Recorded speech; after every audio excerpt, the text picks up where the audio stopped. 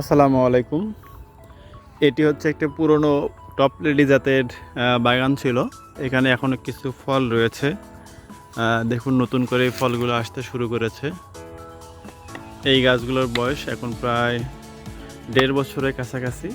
Top lady গাছ একটু স্বাভাবিকভাবেই বেশি লম্বা হয়ে থাকে। আর এই যে বড় গাছগুলো রয়েছে, এই বড় গাছগুলোর মাঝে নতুন করে চারা রোপণ করেছিলাম। এখানে দেখুন মাঝে মাঝে কিছু চারা মিসিং আছে। এই যে এখানে এই চারাগুলো আসলে অতিবৃষ্টির কারণে নষ্ট হয়ে গিয়েছে। কারণ পেঁপে গাছ খুব সেনসিটিভ, একটু বেশি বৃষ্টিপাত হলে যদি গাছের গোড়া থেকে পানি অপসারণ করা না হয় তাহলে 2-1 দিনের মধ্যে চারা মারা যায়। এটা হচ্ছে পেঁপের সবচেয়ে বড় একটা বাজে দিক বলা যায়।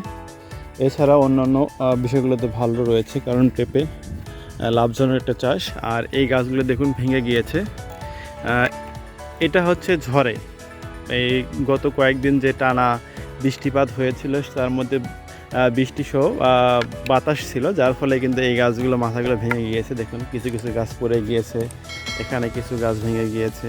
এই পাশ থেকে দেখুন অনেক বড় গাছই ভেঙে গিয়েছে। এই পাশ থেকে দেখুন পুরোটা, এই লাইনে পুরো গাছ একদম নষ্ট হয়ে গিয়েছে। আর এই গাছগুলো পুরোপুরি ফেলে দেয়নি, কারণ এই গাছগুলো তো ফেলে দিয়ে আসলে নষ্ট। আমি যদি এখান থেকে গাছটা কেটে দেই, এর নিচ থেকে দেখুন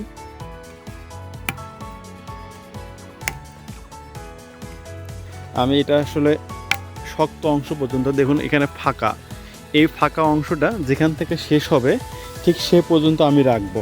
রাখার পরে গাছটা একটু শর্ট করে দিব, তাহলে এর নিচ থেকে যে কুশিগুলো বের হবে সেগুলোতে কিন্তু বেশ ভালো ফলন হবে। এটা পরীক্ষিত, কারণ এর আগেও আমার বেশ কিছু চারা হয়ে ভেঙে গিয়েছিল। আমি কিন্তু সেম কাজটাই করেছিলাম। একটু বড় ছুরি লাগতো, তাহলে সুবিধা হতো।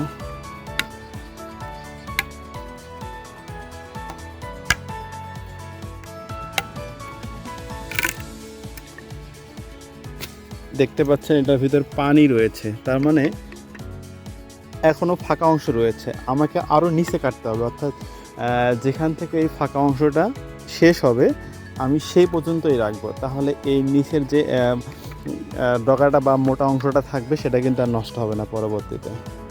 দেখুন আমি তাহলে আরও নিচের দিকে একটু কাটি। এটা যেহেতু পানি এখানে নড়তেছে, ভিতরে আপনারা দেখতে পাচ্ছেন কিনা জানি না, এ পর্যন্ত পানি আছে, আমি এ পর্যন্ত কেটে দিব।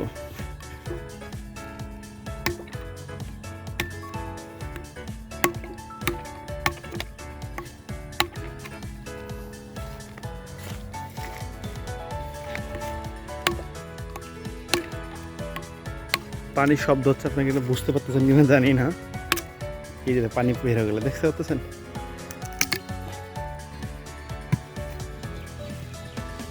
এই যে আমার ছড়িয়ার ভিতরে যাচ্ছে না, তার মানে এই পর্যন্ত পানি রয়েছে, এই পর্যন্ত এটা গর্ত রয়েছে, এরপরে আর গর্ত নেই। আমি এটা সমান করে এই পর্যন্ত কেটে রেখে দিব, তাহলে এই চারাটা এখান থেকে প্রায় 4-5টা নতুন ডাল বের হবে। এই 4-5টা নতুন ডালের মধ্যে থেকে 2টি ডাল আমি রেখে দিব যেগুলো একটু সতেজ এবং হেলদি হবে, সেগুলো রেখে দিব। তাহলে ওগুলোতে কিন্তু মাশাআল্লাহ বেশ ভালো ফলন হবে। এটা পরীক্ষিত, কারণ আমি এটা করেছিলাম পূর্বে। এই জন্য বলছি, যাদের এরকম ঝড়ে গাছ ভেঙে যায় বা অনেক সময় 2-1টি করে বাড়ির আশেপাশে আপনারা রোপণ করে থাকেন, তারা কিন্তু এই কাজটা করতে পারেন।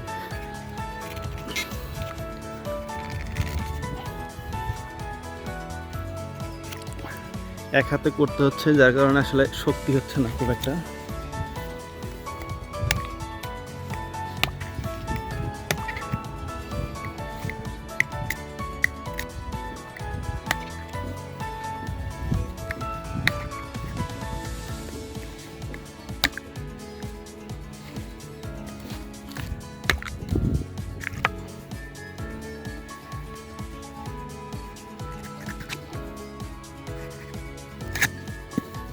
এই যে দেখুন কেটে ফেলেছি, এখানে শক্ত অংশ, এই যে আমার আঙুল যাচ্ছে না ভিতরে।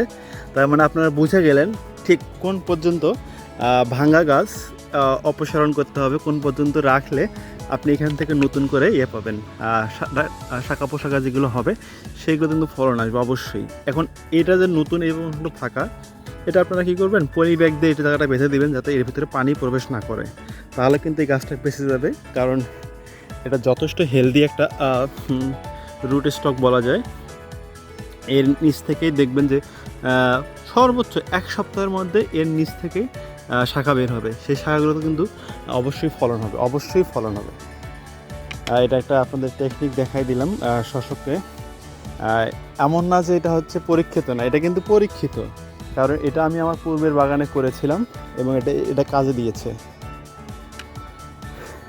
তো এটা আপনারা, আমি এটা পরে পলিব্যাগ দিয়ে বেঁচে দিব। আমার আরও কিছু চারা এরকম রয়েছে, আমি সেই কাজটাও করব। তো দেখুন, দেখাই দিলাম আপনাদেরকে। এটা দেখুন, এটা টপলেডি জাতের, এটাতে ফুল আসতে শুরু করেছে। মাঝে অনেক চারা নষ্ট হয়ে গিয়েছে, যার ফলে নতুন করে আবার চারা রোপণ করেছে। দেখুন এখানে চারা রয়েছে, এখানে পরিচর্যার ঘাটতি রয়েছে, কারণ আমি ছিলাম না অনেক দিন এখানে। তো এটা 2-1 দিনের মধ্যে এই পুরো বাগান পরিষ্কার করে যাবতীয় যে সার, কীটনাশক এবং অন্যান্য যে ঔষধ স্প্রে বিষয়টা, এটা আমি কমপ্লিট করে ফেলবো। তাহলে এই বাগানটা পুনরায় আবারও সজীব হয়ে উঠবে। ধন্যবাদ সবাইকে। আসসালামু আলাইকুম।